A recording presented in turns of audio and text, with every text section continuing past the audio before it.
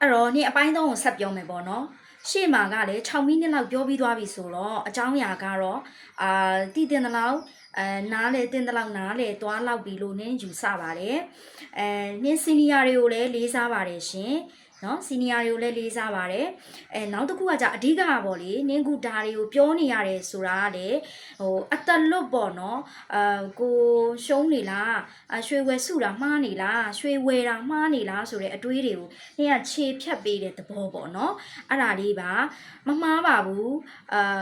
ရွှေဝယ်စုတယ်ဆိုတာအမှန်ဆုံးလုပ်ရက်တစ်ခုပါအဲ့တော့ဘလို့တွေသတိထားရမလဲဆိုတာလေးကိုပဲနင်းဒီဘိုင်းမှာပြောပေးသွားမယ်ပေါ့နော်အဲ့တော့အရင်ဆုံးကိုကဒီအယော့ပေါ့နော်အယော့တတာတဲ့နေရာမှာဝယ်ပါနောက်တစ်ခုကကြတော့ဒီ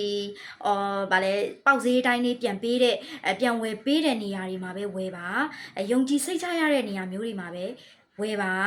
အဲ့ဒါလေးကိုနင်းကအဓိကအနေနဲ့ပြောချင်ပါတယ်အယော့အတွက်လက်ခဆိုတာအမြဲတမ်းဝယ်ပြီးတာနဲ့ပြန်ပြီးဝယ်တဲ့အခါထက်တွက်လေတွက်ထားမရှိပါဘူးဒါကြောင့်မို့လို့အယော့အတွက်လက်ခကိုအရှုံးတက်တာအောင်လို့တက်တာတဲ့နေရာမှာဝယ်ပါလို့ပြောတာပါเนาะဒီအကြောင်းအရာတွေကအမှန်တိုင်းပြောရလို့ရှိရင်တော့တကယ်တမ်း